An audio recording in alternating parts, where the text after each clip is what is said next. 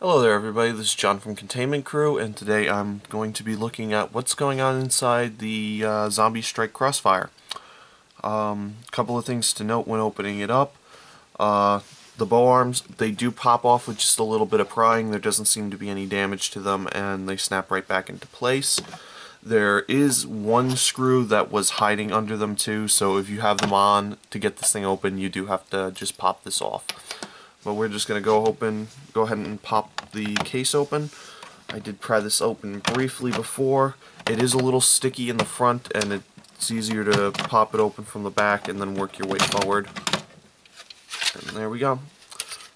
This side of the shell, there's nothing going on in here. It's just shell. Okay. So now that we're on the actual working part of the blaster, and it's starting to look like a really simple rough cut, and I think that's what it is. It's a really simple rough cut.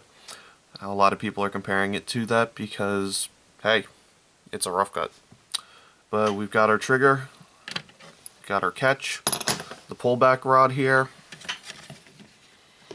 and the plunger tube. So let's see if we can pop things out. This should pop off. Yep, very simple. We've just got this little white piece that goes in a slide down there, and that's just to retain motion on it.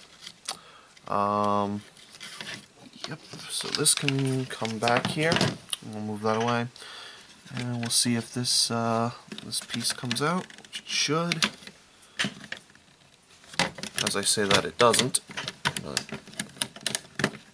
I didn't see any screws holding it together. Okay. So we've got our plunger rod.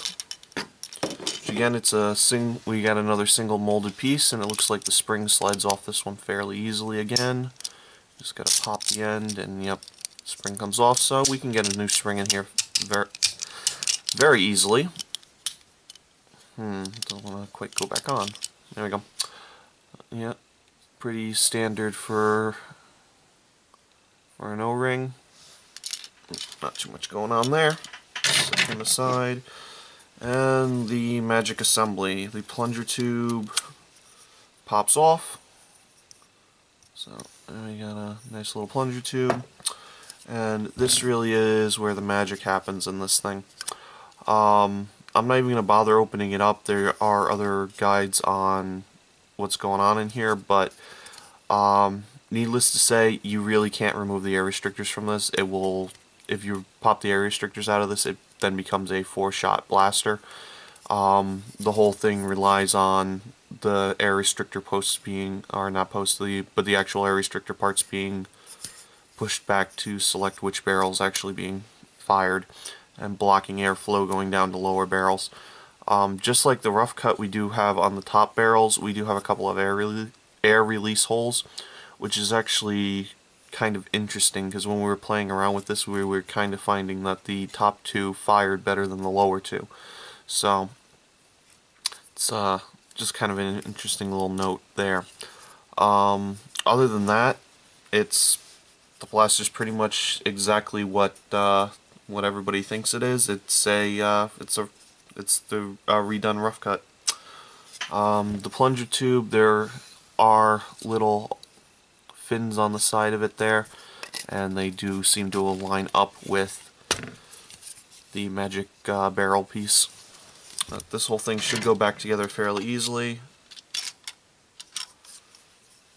Goes in there, and the orientation on this would be like that, so the catch point is facing down.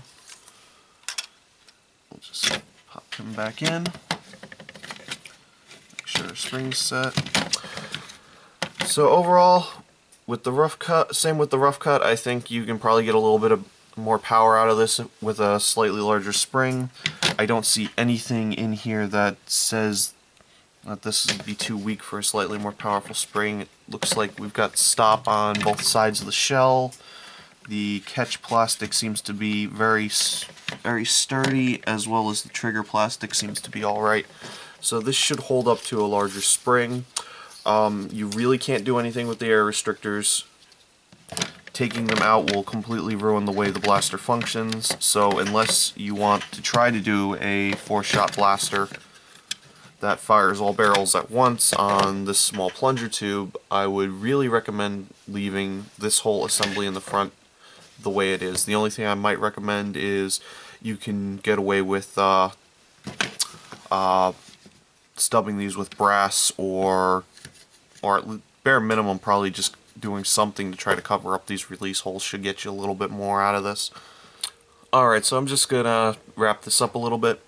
Overall, it's pretty much what people expected, seeing the front, and once people start playing with it and seeing, oh hey, look how it works like a rough cut.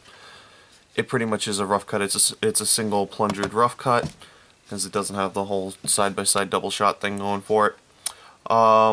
Again, I'm going to stand by the fact that I don't think this is very practical for HVZ uses. Pretty much any, clip mag-fed blaster usually ends up being better. For what it is, the rough cut does it better. Just plain and simple, the rough cut does it better.